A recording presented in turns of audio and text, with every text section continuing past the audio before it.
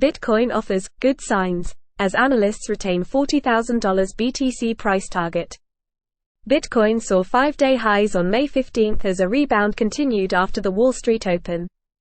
Data showed BTC, USD reaching $27,666 on Bitstamp.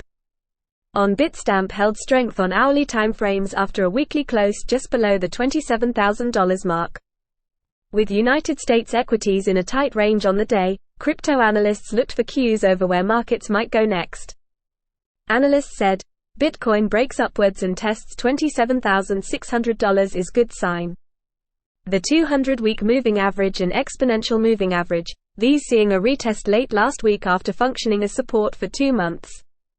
See this a pretty solid hour-long setup for a potential move back to range highs, and yes, $40,000 is still a magnet. Examining the state of the BTC, USD Binance order book, meanwhile, monitoring resource material indicators concluded that volatility was thus far absent. Whereas these culminated with BTC, USD hitting 2-month lows under $26,000, the new week began with the opposite setup, crypto market strength versus a come down in the US dollar index, DXY. Trader noted a very strong close for DXY could continue to pressure crypto.